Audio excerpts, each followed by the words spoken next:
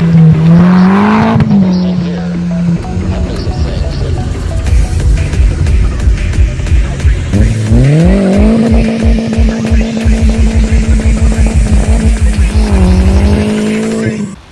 ühest turbost hakkab väheks jääma, siis mõtlesime, et 2 on ikka parem kui 1, et selle tarves sai siis niisugune uus mootor toodud, et siis muliseme, et vaatame, et millega tegu.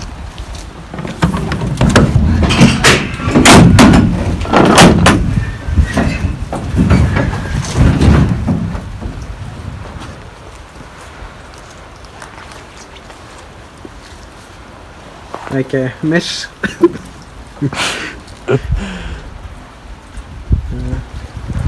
Kollektor on puudu või? See on autos. Okay. Et siis turbod on nii kadunud, et üks on kuskil siine. Teine on teiselt poole. Ma vaatan, et väga professionaalne lammutamine on olnud pool lirga lihtsalt läbi lõigatud. See on ikka kõvem eemaldus. Aga märkimisväärne see, et see on esiveolisega hästi. Päris valus ikka, esivedu 2 turboga 169 kilovatt. Jah. Nüüd seepärast see auto ära lammutud. Lihtsalt ei jaksa rehve alla osta. Siin on originaal püstitud asjad. Need lähevad kõik sinna samusele. Seda asemele tuleb siia ka maksekku. Siis me saame kindlasti väga palju asju siit vähemaks võtta. Kõik üleniikse jura võtame ära. Radiaatorid anti ka kaasa. Jah. Radikas tundub suht uus. Ma vaatan jälle suht professionaalselt on jällegi eemaldatud. Kiirliidestega on eemaldatud. Muva on igal pool põhinenud töödest. Nagu nii peab midagi ümber tegema, sest auto, kus me paneme, on siis see valge, see B34. Sealt see 1.8 kõik, mis seal on tehtud, need K04 ja Forge bypass ja topet väljalaskevedrud ja igasugu muud asjad, et kõik koos sellega see mootor läheb müüki. Et varsti kuskile foorumisse ja Facebooki ja igal pool majale. Et kes tahab, saab ära krabada. Täna sai siis need maksekku need juhtmestik peale pandud. Nagu näha, siis õhulugejat meil enam vaja ei ole. Juhtmeidki ei ole siin. Siia poole jäi üldse väga vähe juhtmeid. Siin on siis wideband lambda, summutis meil on juba augud sees. Me proovisime enne leeki lasta.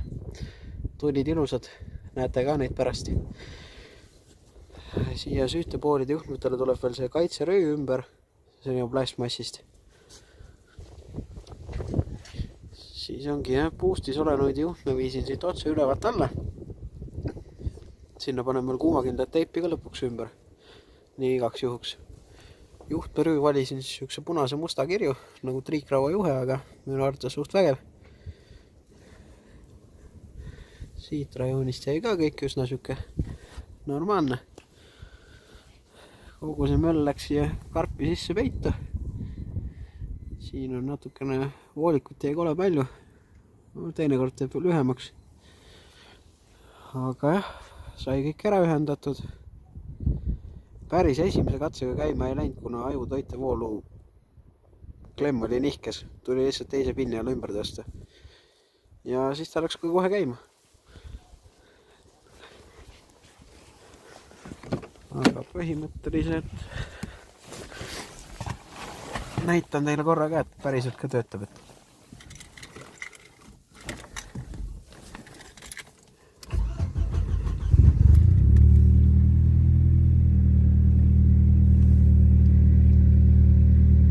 Täitsa elus ju.